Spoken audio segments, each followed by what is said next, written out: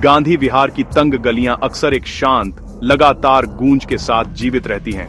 ये वो दुनिया है जो सपनों और उम्मीदों पर टिकी है, एक ऐसी जगह जहां हजारों युवा अपने पुराने पहचान को छोड़कर नए भविष्य की तलाश में आते हैं, सिविल सर्वेंट्स बनने के लिए। यहाँ की हवा में महत्वाकांक्षा की खुशबू, किताबों के पन्नों की सरसराहट और देर रात की पढ़ाई की धीमी धीमी आवाजें घुली रहती हैं। एक दूसरे से सटे हुए ये इमारतें सिर्फ छात्रों को नहीं, बल्कि उम्मीदों के पूरे इकोसिस्टम को अपने भीतर समेटे हुए हैं। इसी महत्वाकांक्षा के माहौल में रामकेश मीणा 32 साल के यूपीएससी अभ्यर्थी रह रहे थे। उनके भी सपने इस मोहल्ले के ताने बाने में बुने हुए थे, लेकिन 6 अक्टूबर 2025 की सुबह ये झूठी शांति एक जोरदार धमाके और एक भयावह त्रासदी की खोज से चकनाचूर हो गई। एक ऐसी कहानी की शुरुआत हुई जो किसी के भी सोच से कहीं ज्यादा डरावनी थी। शुरू में इस घटना को दिल्ली जैसे शहर में एक और दुखद हादसे के तौर पर देखा गया। एक आग, एक सिलेंडर ब्लास्ट और एक अधूरी जिंदगी। पड़ोसियों ने उस तेज धमाके के बारे में बताया जिसने उनकी खिड़कियां हिला दी, और उस धुएं के बारे में जो रामकेश के चौथी मंजिल वाले कमरे से निकल रहा था। शुरुआती कहानी सीधी और दिल तोड़ने वाली थी। एक नौजवान शायद अपनी कड़ी पढ़ाई की थकान के कारण किसी खराब उपकरण या लापरवाही का शिकार हो गया। ऐसी कहानियां अक्सर छात्र बस्तियों की तंग गलियों में दोहराई जाती हैं। एक कड़वा सच कि बेहतर जिंदगी की तलाश में कई बार जान भी दांव पर लग जाती है। पुलिस आई, इलाका सील हुआ और शुरुआती जांच में इसे एक दुर्भाग्यपूर्ण हादसा माना गया। लेकिन इस सीधे साधे मामले के नीचे जांचकर्ताओं के मन में परेशान करने वाले सवाल उठने लगे थे। ये इलाका यूपीएससी अभ्यर्थियों का गढ़, एक ऐसी जगह है जहां हर कोई किसी न किसी को जानता है, लेकिन असली नजदीकी बहुत कम होती है। छात्र पास पास रहते हैं, लेकिन उनकी जिंदगियां कोचिंग, लाइब्रेरी और मॉक टेस्ट के अलग अलग ट्रैक पर चलती हैं। रामकेश मीणा भी उन्हीं में से एक थे। भीड़ में एक चेहरा, लेकिन उनकी मौत उन्हें एक डरावनी कहानी का केंद्र बना देगी। शुरुआती रिपोर्ट्स में उन्हें एक अकेले छात्र के रूप में दिखाया गया, जिसकी जिंदगी का मकसद सिर्फ सिविल सर्विसेज की परीक्षा पास करना था। लेकिन किसी को नहीं पता था कि उनकी निजी जिंदगी रिश्तों, राजों और नाराजगियों की एक जटिल भूल भुलैया थी, जो उनके इतिहास की किताबों के पन्नों से बिल्कुल अलग थी। ये छुपी हुई दुनिया अब उजागर होने वाली थी। एक ऐसी कहानी जिसमें महत्वाकांक्षा की तलाश, आधुनिक रिश्तों की सच्चाइयों और उनके खतरनाक साइड इफेक्ट्स की चेतावनी छुपी थी। रामकेश मीणा की मौत की कहानी एक सख्त चेतावनी है कि इन साधारण कमरों के बंद दरवाजों के पीछे प्यार, धोखा और बदले की कहानियां ऐसे अंजाम तक पहुंच सकती हैं जो किसी ने सोचा भी नहीं होगा। गांधी विहार की शांत महत्वाकांक्षा अब एक बेरहम अपराध की पृष्ठभूमि बन गई थी, जो बारीकी से प्लान किया गया और बेरहमी से अंजाम दिया गया। धमाके का पहला झटका जल्द ही उस सच्चाई के सामने फीका पड़ जाएगा जो और भी ज्यादा चौंकाने वाली थी। जो पहले एक हादसा समझा गया था, वो अब एक ठंडे खून से की गई हत्या के रूप में सामने आने वाला था। एक ऐसी साजिश जो पूरे छात्र समुदाय में डर और अविश्वास की लहर दौड़ा देगी। रात की खामोशी ने एक भयानक राज छुपा रखा था, और सुबह होते ही उसे उजागर करने का लंबा और मुश्किल सफर शुरू होने वाला था। धमाके के तुरंत बाद रामकेश मीणा की बिल्डिंग में अफरा तफरी मच गई थी। फायर डिपार्टमेंट ने आग बुझाई और पुलिस ने शुरुआती जांच शुरू की। ऐसी या सिलेंडर ब्लास्ट से हुई मौत की कहानी बिल्कुल मुमकिन लग रही थी। ऐसे हादसे घनी आबादी वाले इलाकों में, जहां पुरानी वायरिंग और ओवरलोडेड सर्किट आम है, अक्सर हो जाते हैं। शुरुआती पुलिस रिपोर्ट्स भी इसी थ्योरी को सपोर्ट कर रही थीं। एक त्रासदी थी, हाँ, लेकिन अपराध नहीं। ध्यान मलबा हटाने, परिवार को खबर देने और आगे बढ़ने पर था। मगर अनुभवी जांचकर्ता जानते हैं कि सबसे सीधा जवाब हमेशा सही नहीं होता। मौके पर कुछ बातें ऐसी थीं जो पुलिस अफसरों को खटक रही थीं। पहली बड़ी क्लू फोरेंसिक टीम की जांच में मिला। धमाका तो हुआ था, मगर रामकेश की चोटें सिर्फ ब्लास्ट या आग से मेल नहीं खा रही थी। उनके शरीर पर ऐसे निशान थे जो आग लगने से पहले किसी हिंसक झगड़े की तरफ इशारा कर रहे थे। इसके अलावा आग जिस तरह फैली थी वो भी अजीब थी। ऐसा लग रहा था जैसे जानबूझकर आग लगाई गई हो और उसे फैलाने के लिए कोई तेज रसायन इस्तेमाल किया गया हो। कमरे में गैस से हटकर किसी और केमिकल की गंध बाकी थी। ये सब बातें उस हादसे की कहानी में दरार डाल रही थी। छोटे छोटे इशारे कि यहाँ कुछ गड़बड़ है। जांच अब एक आम पूछताछ से हटकर एक गहरे शक की तरफ मुड़ने लगी थी। पुलिस ने सिर्फ घटना स्थल तक खुद को सीमित नहीं रखा, बल्कि पड़ोसियों और जान पहचान वालों से भी पूछताछ शुरू की। कोई भी कुछ संदिग्ध नहीं देख पाया था, लेकिन एक अहम जानकारी सामने आई। रामकेश अकेले नहीं रहते थे। उनके साथ उनकी live in partner Amrita Chauhan भी रहती थी। जब पुलिस ने उनसे संपर्क करने की कोशिश की तो पता चला कि वो गायब हैं। उनकी अचानक गैर मौजूदगी, वो भी अपने पार्टनर की मौत वाली रात, पुलिस के लिए बड़ा रेड फ्लैग था। आमतौर पर दुखी पार्टनर मौके पर होती, जवाब मांगती। अमृता की गैर हाजिरी सिर्फ संदिग्ध नहीं थी, बल्कि अपराध की तरफ भी इशारा कर रही थी। या तो उनके पास छुपाने के लिए कुछ था, या फिर वो खुद खतरे में थी।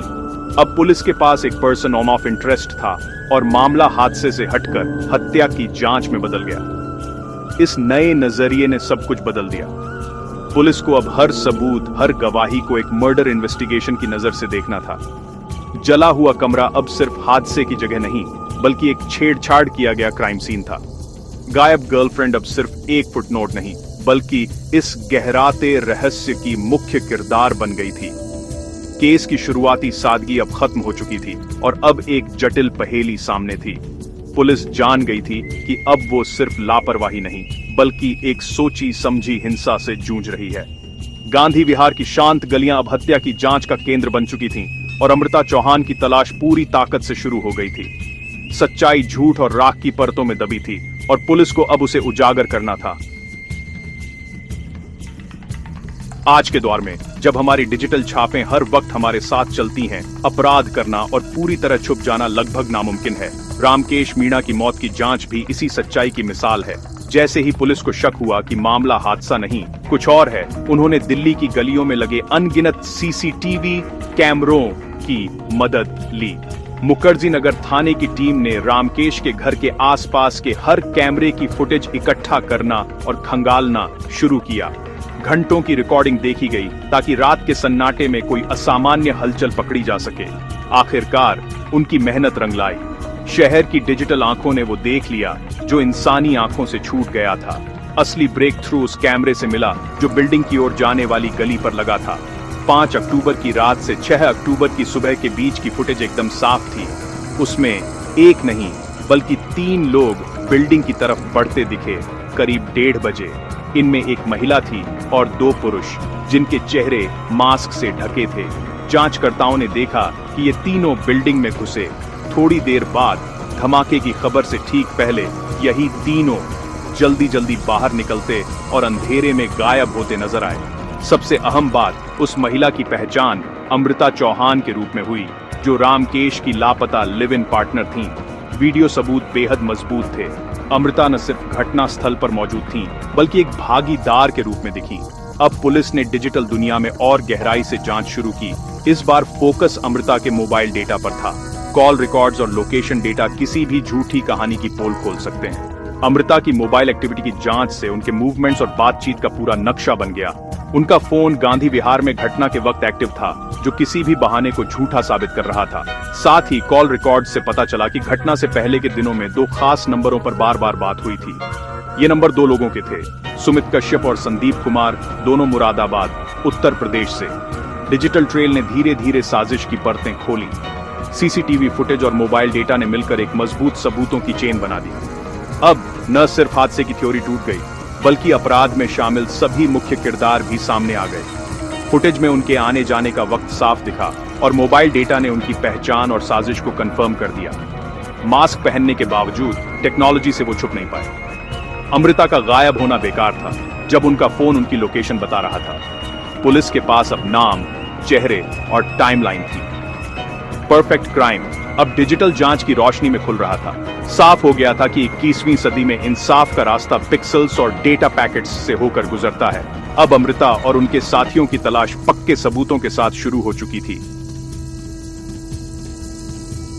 रामकेश मीणा की हत्या की साजिश किसी एक इंसान का काम नहीं थी, बल्कि 3 लोगों की बारीकी से बनाई गई टीम का नतीजा थी। हर किसी की अपनी खासियत और एक साझा खतरनाक मकसद। इस जाल के केंद्र में थी अमृता चौहान, 21 साल की, जो खुद पीड़ित की लिव इन पार्टनर थी।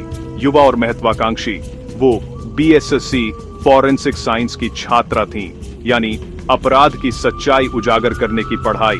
इस पढ़ाई ने उन्हें अपराध छुपाने और सीन को गुमराह करने की थ्योरी में एक खौफनाक बढ़त दी थी। उनकी निजी जिंदगी उतनी सीधी नहीं थी जितनी उनकी पढ़ाई। जुलाई 2024 में उनके परिवार ने अखबार में विज्ञापन देकर उन्हें सार्वजनिक रूप से बेदखल कर दिया था, जो एक गहरे और सुलझे न हुए टकराव की ओर इशारा करता है। पारंपरिक सपोर्ट सिस्टम खत्म हो चुके थे। शायद इसी वजह से वो और ज्यादा खतरनाक कदम उठाने को मजबूर हुई। दूसरा किरदार था सुमित कश्यप, 27 साल के, मुरादाबाद से। वो सिर्फ जान पहचान वाले नहीं बल्कि अमृता के एक्स बॉयफ्रेंड थे, जिससे साजिश में निजी इतिहास और भावनात्मक जटिलता भी जुड़ गई। उनका पेशा भी इस अपराध में उतना ही अहम था। सुमित एलपीजी डिस्ट्रीब्यूटर थे। गैस सिलेंडर की बारीकियों, उसमें लीकेज भरने और धमाका करने के तरीके उन्हें अच्छे से आते थे। ये टेक्निकल जानकारी अमृता की थ्योरी को हकीकत में बदलने के लिए जरूरी थी। सुमित ने ही हादसे का नाटक रचने वाले प्लान को अंजाम देने का तरीका दिया और हत्या के भयानक अंजाम तक पहुंचाया। तीसरे साथी थे संदीप कुमार, 29 साल के, सुमित के दोस्त और मुरादाबाद के ही रहने वाले। उनकी भूमिका शायद कम स्पेशलाइज्ड लगे, लेकिन उन्होंने जरूरी ताकत और मदद दी। संदीप खुद एसएससी सीजीएल की तैयारी कर रहे थे, यानी वो भी रामकेश की तरह प्रतियोगी दुनिया का हिस्सा थे। वो अपनी दोस्ती और वफादारी के चलते साजिश में शामिल हुए और शारीरिक ताकत और मदद देने वाले तीसरे आदमी बन गए। उनका जुड़ाव दिखाता है कि ऐसे अपराधी गठजोड़ कैसे फैल सकते हैं और किनारे खड़े लोग भी कैसे बड़ी साजिश में फंस सकते हैं। ये तीनों मिलकर बने अनहोली ट्रिनिटी, मास्टरमाइंड, टेक्नीशियन और साथी। हर किसी ने इस भयानक अपराध की गुत्थी में अपनी खास भूमिका निभाई। अमृता ने मकसद और फोरेंसिक नॉलेज दिया, सुमित ने धमाके की टेक्निकल जानकारी दी और संदीप ने फिजिकल फोर्स और ग्राउंड सपोर्ट दिया। तीनों ने मुरादाबाद से दिल्ली तक 150 किलोमीटर से ज्यादा का सफर साथ किया, एक साझा लक्ष्य के लिए। एक फोरेंसिक छात्रा, एक गैस डिस्ट्रीब्यूटर और एक सरकारी नौकरी के अभ्यर्थी, इनकी अलग अलग जिंदगियां एक ही खौफनाक अंजाम पर आकर मिली। ये दिखाता है कि आम जिंदगियां भी कैसे एक असाधारण, डरावनी कहानी का हिस्सा बन सकती हैं। अमृता चौहान सिर्फ रामकेश मीणा की हत्या में शामिल नहीं थी, बल्कि वही इस पूरी साजिश की असली मास्टरमाइंड थी। एक फोरेंसिक साइंस की छात्रा होने के नाते उसके पास एक अनोखा और खतरनाक ज्ञान था। उसकी पढ़ाई ने उसे पुलिस की क्राइम सॉल्विंग तकनीकों से अच्छी तरह वाकिफ कर दिया था। Fingerprint analysis, DNA evidence, blood spatter pattern और एक्जनी के वो छोटे छोटे संकेत जिनसे सच सामने आ सकता है। ये ज्ञान जो असल में न्याय के लिए इस्तेमाल होना चाहिए था, अमृता ने उसे अपने फायदे के लिए एक ऐसा हथियार बना लिया जिससे वो सच्चाई को छुपा सके। उसे पूरा भरोसा था कि वो एक परफेक्ट क्राइम कर सकती है, एक ऐसी हत्या जो इतनी सफाई से एक्सीडेंट की तरह पेश की जाए कि उसके शामिल होने का कोई सबूत ही न बचे। उसे अच्छी तरह पता था कि सबूत मिटाना और एक झूठी कहानी गढ़ना कितना जरूरी है, और यही उसकी सबसे खतरनाक खूबी थी। उसकी योजना कई स्तरों पर फैली हुई और बेहद सोच समझकर बनाई गई थी। सबसे पहला कदम था हत्या को अंजाम देना, यानी आग लगाने से पहले रामकेश की मौत सुनिश्चित करना, ताकि उसके बच निकलने या मदद के लिए चिल्लाने की कोई गुंजाइश ही न रहे। दूसरा और फोरेंसिक नजरिए से ज्यादा अहम कदम था क्राइम सीन को स्टेज करना। एलपीजी सिलेंडर ब्लास्ट का फैसला एक सोची समझी चाल थी, जिससे हत्या के संघर्ष और गला घोंटने के सबूत पूरी तरह मिट जाए। आग कम से कम उसकी सोच के हिसाब से डीएनए, फिंगरप्रिंट्स और बाकी सभी जैविक निशान पूरी तरह जला देती। असल में ये उसकी अकादमिक नॉलेज का ही दुरुपयोग था, सबूत मिटाने के सिद्धांतों को अपने गलत मकसद के लिए इस्तेमाल करना। हत्या के तुरंत बाद उसके कदम भी इसी धोखे की कहानी का हिस्सा थे। धमाका करवाने के बाद उसने रिपोर्टेडली फ्लैट के बाहर से आयरन गेट लॉक कर दिया और वहां से भाग गई। ये एक छोटा सा लेकिन बेहद अहम कदम था, क्योंकि लॉक गेट से फर्स्ट रिस्पॉन्डर्स और इन्वेस्टिगेटर्स को अंदर आने में देर लगती और आग को ज्यादा वक्त मिलता सबूत मिटाने के लिए। ये सिर्फ हत्या नहीं थी, अमृता तो पूरी कोशिश कर रही थी कि हत्या के होने का भी कोई सबूत न बचे, ताकि एक बेरहमी से की गई हत्या भी पुलिस की फाइल में दुर्घटनावश मौत के नाम से दर्ज हो जाए। लेकिन इतनी प्लानिंग के बावजूद अमृता ने एक ऐसी गलती कर दी जो अक्सर अपराधी करते हैं। उसने डिजिटल फोरेंसिक्स की ताकत को कम आंका। उसने भले ही फिजिकल क्राइम सीन को मिटाने की कोशिश की, लेकिन जो डिजिटल निशान वो छोड़ती जा रही थी उस पर उसका ध्यान ही नहीं गया। उसका मोबाइल फोन जो हमेशा उसके साथ रहता था, वो ही उसका सबसे बड़ा गवाह बन गया। उसकी लोकेशन और बाकी साथियों से बातचीत रिकॉर्ड करता रहा। रास्ते में लगे सीसीटीवी कैमरे जो बिना किसी पक्षपात के सब कुछ रिकॉर्ड कर रहे थे, उसकी मौजूदगी को कैद करते रहे, वहां जहां उसे होना ही नहीं चाहिए था। आखिरकार जिस जांच विज्ञान को अमृता मात देना चाहती थी, उसी ने उसकी साजिश का भंडाफोड़ कर दिया। और यह साबित हो गया कि कितनी भी किताबों से सीखी गई जानकारी हो, असली जिंदगी में हर पहलू को काबू में करना नामुमकिन है। हर अपराध के पीछे एक कहानी होती है, और रामकेश मीणा की हत्या का मकसद एक ऐसी काली दास्तान है जिसमें प्यार जहर बन गया, भरोसा टूट गया और बदले की आग ने सब कुछ जला डाला। पुलिस को दी गई अमृता चौहान की कबूलनामा के मुताबिक मई 2025 में शुरू हुआ रिश्ता बहुत ही बुरी तरह बिगड़ चुका था। इस पूरे झगड़े की जड़ थी उसकी निजता का गहरा उल्लंघन। अमृता ने आरोप लगाया कि रामकेश ने उसकी मर्जी के बिना उसके बेहद निजी और आपत्तिजनक वीडियो और तस्वीरें चोरी छुपे रिकॉर्ड कर ली थीं।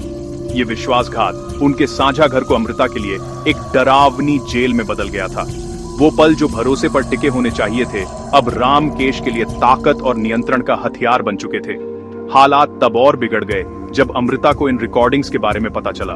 उसने बार बार रामकेश से गुजारिश की कि वो ये सब डिलीट कर दे ताकि उसकी इज्जत और सुरक्षा दोबारा लौट सके, लेकिन उसके अनुरोध को बार बार ठुकरा दिया गया। वीडियो डिलीट करने के बजाय रामकेश ने इन्हें हथियार की तरह इस्तेमाल करना शुरू कर दिया। उसने धमकी दी कि वो ये निजी वीडियो सोशल मीडिया पर डाल देगा, इन्हें वायरल कर देगा।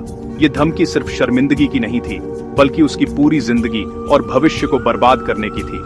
हमारे समाज में जहां औरत की इज्जत इतनी नाजुक मानी जाती है, ऐसी हरकत अमृता के लिए सामाजिक मौत जैसी होती, एक ऐसा कलंक जिससे उबरना लगभग नामुमकिन है। बार बार इस तरह की धमकियों और अपमान ने अमृता के लिए जिंदगी को मानसिक यातना बना दिया था। वो खुद को बेबस महसूस करने लगी, जैसे उसकी जिंदगी अब उसकी नहीं रही बल्कि रामकेश के कब्जे में है। इसी कोने में धकेले जाने का एहसास, जहां कोई रास्ता नजर नहीं आता, शायद उसे हिंसक रास्ता अपनाने के लिए मजबूर कर गया। उसने फैसला किया कि अपनी इज्जत और वीडियो को हमेशा के लिए बचाने का एक ही तरीका है, उस इंसान को ही खत्म कर देना जिसने उसे ये सब झेलने पर मजबूर किया। अपनी बेबसी में अमृता ने अपने अतीत की ओर रुख किया और अपने एक्स बॉयफ्रेंड सुमित कश्यप से मदद मांगी। उसने अपनी परेशानी उसके सामने रखी, बताया कि कैसे वो ब्लैकमेल और दबाव में है। ये अपील सुमित के पुराने जज्बात और शायद उसकी सुरक्षा करने की चाहत को जगा गई। मकसद अब शर्म, डर, गुस्से और बदले की आग का खतरनाक मिश्रण बन चुका था। अमृता का प्लान सिर्फ ब्लैकमेल रोकना नहीं था, बल्कि अपनी मर्जी वापस पाना और विश्वासघात के लिए एक खौफनाक कीमत वसूलना था। ये एक गहरी और निजी चोट का दुखद और हिंसक जवाब था। रामकेश मीणा की हत्या की योजना को बेहद खौफनाक और सोची समझी बेरहमी के साथ अंजाम दिया गया। 5 अक्टूबर की रात अमृता चौहान, सुमित कश्यप और संदीप कुमार मुरादाबाद से दिल्ली आए और उनके दिमाग में सिर्फ एक ही मकसद था। रात करीब 1:30 बजे ये लोग गांधी विहार की बिल्डिंग में चुपचाप घुस गए। अमृता वहां की रहने वाली थी, तो उनके लिए अंदर जाना आसान था, किसी को शक भी नहीं हुआ। चौथी मंजिल के फ्लैट में पहुंचते ही टकराव शुरू हो गया। उनके पास सरप्राइज का पूरा फायदा था। 3 लोगों ने मिलकर अकेले रामकेश को काबू कर लिया। वारदात की शुरुआत सीधी और बेहद हिंसक थी। आरोपियों ने पहले रामकेश की पिटाई की, ताकत के बल पर उसे दबोच लिया। 3 बनाम 1 की स्थिति में संघर्ष ज्यादा लंबा नहीं चला होगा। इसके बाद उन्होंने उसका गला दबाकर हत्या कर दी ताकि वो किसी तरह का विरोध या शोर न कर सके। ये सीक्वेंस बहुत अहम था, पहले मारना ताकि बाद की तैयारियों में कोई खतरा न रहे। ये 2 चरणीय ठंडे दिमाग से किया गया अपराध एकदम सोची समझी साजिश को दर्शाता है। ये महज गुस्से में किया गया जुर्म नहीं था। रामकेश की मौत के बाद अब बारी थी सबूत मिटाने की, जो अमृता ने प्लान किया और सुमित ने पूरा किया। उनका मकसद था हत्या के सीन को हादसे की तरह दिखाना। इसके लिए उन्होंने वहां लाए गए घी, तेल और शराब जैसे ज्वलनशील पदार्थों से रामकेश के शव और कमरे को भिगो दिया। इन चीजों से आग तेजी से फैलती और सब कुछ राख हो जाता। ये सबूत मिटाने की एक सोची समझी कोशिश थी ताकि पिटाई और गला घोंटने के निशान भी जल जाएं। सबसे अहम हिस्सा था एलपीजी सिलेंडर। सुमित कश्यप की प्रोफेशनल जानकारी यहां काम आई। उसने पास के सिलेंडर का रेगुलेटर खोल दिया ताकि कमरे में गैस भर जाए। उसे अंदाजा था कि कितनी देर में गैस और हवा का खतरनाक मिश्रण बन जाएगा। फिर लाइटर से आग लगाई गई, जिससे एक्सेलरेंट और गैस दोनों में आग लग गई। उनके पास भागने के लिए लगभग 15 मिनट का वक्त था। बाहर का गेट लॉक करके वो वहां से निकल गए, एक टाइम बम पीछे छोड़कर, पूरी उम्मीद के साथ कि उनका परफेक्ट क्राइम उनके सारे सबूत मिटा देगा। अमृता चौहान की पृष्ठभूमि उसकी बेबसी और उसके फैसलों को समझने के लिए बहुत जरूरी है। अपराध से पहले एक बड़ा वाकया हुआ था। उसके परिवार ने उसे सार्वजनिक रूप से बेदखल कर दिया था। जुलाई 2024 में उसके माता पिता ने अखबार में इश्तिहार देकर उससे सारे रिश्ते तोड़ लिए। वजहें पूरी तरह सामने नहीं आईं, लेकिन भारत में ऐसी घोषणा अक्सर जीवन शैली, रिश्तों या माता पिता के अधिकार को चुनौती देने पर होती है। इस तरह की सार्वजनिक बेदखली अमृता को भावनात्मक और आर्थिक तौर पर बहुत कमजोर बना देती है, क्योंकि परिवार ही युवाओं का सबसे बड़ा सहारा होता है। परिवार से कटने के बाद अमृता की निर्भरता दूसरों, खासकर उसके पार्टनर्स पर और बढ़ गई। मई 2025 में उसने रामकेश मीणा के साथ लिव इन रिलेशनशिप शुरू की, जो शायद उसके लिए सिर्फ साथ रहने या प्यार का मामला नहीं, बल्कि सुरक्षा और सहारे का जरिया भी था। ये बढ़ती निर्भरता उसे और भी असुरक्षित बना गई। जब रामकेश ने उस पर ब्लैकमेलिंग शुरू की, तो उसके पास मदद के लिए कोई परिवार नहीं था। ये अकेलापन और निर्भरता हालात को और भी खतरनाक बना रहे थे। जब जिस इंसान पर वो निर्भर थी वही उसका शोषण करने लगा, तो उसके सामने विकल्प बहुत कम रह गए। पुलिस या सिस्टम की मदद लेना, खासकर महिलाओं के लिए, जब मामला निजी वीडियो या इज्जत से जुड़ा हो, बहुत मुश्किल और शर्मिंदगी भरा होता है। ऐसे में उसने फिर से किसी पुराने रिश्ते, अपने एक्स बॉयफ्रेंड सुमित कश्यप की तरफ रुख किया। ये दर्शाता है कि अमृता के लिए निजी रिश्ते ही सहारे का नेटवर्क बन गए थे, और इसी जाल में अपराध की साजिश भी पनपी। सुमित अब उसका नया सहारा बन गया, लेकिन ये सहारा हिंसा की ओर ले गया। उसने एक निर्भरता को छोड़कर दूसरी और भी खतरनाक निर्भरता चुन ली। जो साजिश बनी वो इसी बेदखली, अकेलेपन और निर्भरता के जटिल जाल से निकली थी। परिवार के बिना और ब्लैकमेल के भारी मानसिक दबाव में अमृता ने जो रास्ता चुना, वो एक दुखद और खौफनाक अंजाम था। एक ऐसी जिंदगी का जो हमेशा किनारे पर जी गई और अपनों से कट चुकी थी। अमृता चौहान, सुमित कश्यप और संदीप कुमार की 18 से 23 अक्टूबर 2025 के बीच गिरफ्तारी के साथ रामकेश मीणा मर्डर केस की जांच का दौर खत्म हो चुका है और अब न्याय की लंबी कठिन राह शुरू हो चुकी है। पुलिस ने मजबूत केस तैयार किया है, जिसमें डिजिटल सबूत, कबूलनामे और फॉरेंसिक जांच शामिल हैं। CCTV footage, mobile location data और कॉल रिकॉर्ड्स ने आरोपियों की बातों की तस्दीक की है। आरोपियों से बरामद हार्ड डिस्क, मोबाइल फोन और दूसरी निजी चीजें भी अदालत में अहम सबूत बनेंगी। अब मामला पुलिस स्टेशन से कोर्टरूम की ओर बढ़ रहा है, लेकिन इन सब के बावजूद कई सवाल अब भी बाकी हैं। इस केस के मकसद की सबसे अहम कड़ी है अमृता का ब्लैकमेल का दावा, जिसमें चोरी छुपे बनाए गए वीडियो शामिल हैं। पुलिस इसकी पुष्टि में जुटी है, लेकिन इन वीडियो की असली हकीकत और मात्रा अभी पूरी तरह सामने नहीं आई है। जांचकर्ताओं को बरामद हार्ड डिस्क और इलेक्ट्रॉनिक डिवाइस में इन वीडियो की तलाश करनी होगी। अगर ये वीडियो मिलते हैं तो इससे अमृता पर पड़े मानसिक दबाव को समझने में मदद मिलेगी। भले ही कानूनन ये कत्ल को जायज नहीं ठहराता, कोर्ट को ब्लैकमेल के आरोप की गंभीरता और हत्या की बेरहमी दोनों को तौलना होगा। सुमित और संदीप की भूमिका और मंशा भी अदालत में जांची जाएगी। क्या सुमित सिर्फ एक ठुकराए गए प्रेमी के तौर पर अपनी एक्स गर्लफ्रेंड को बचाने के लिए शामिल हुआ, या उसकी कोई और वजह थी? संदीप का क्या दांव था? क्या वो महज दोस्ती में फंसा या उसे कुछ और लालच दिया गया था? अभियोजन पक्ष तीनों को सोची समझी साजिश का बराबर हिस्सेदार साबित करने की कोशिश करेगा, जबकि बचाव पक्ष उनकी भूमिका या जिम्मेदारी कम साबित करने की कोशिश करेगा। अपराध से पहले और बाद में इस तिकड़ी के आपसी रिश्तों की भी कोर्ट में बारीकी से पड़ताल होगी। आज 28 अक्टूबर 2025 को तीनों आरोपी पुलिस हिरासत में हैं और कानूनी लड़ाई शुरू हो चुकी है। ये केस दिल्ली की छात्र बिरादरी में हड़कंप मचा चुका है, और ये एक चेतावनी है कि कैसे निजी रिश्तों की कड़वाहट, निजी कंटेंट का हथियार बनना और हिंसा को चुनने के नतीजे कितने भयानक हो सकते हैं। अब अदालत की जिम्मेदारी है कि वो सारे सबूत, दलीलें सुने और ऐसा फैसला दे जिससे दोषियों को सजा मिले और इस त्रासदी को एक तरह का क्लोजर भी मिल सके जो गांधी विहार की उम्मीदों भरी गलियों में शुरू हुई।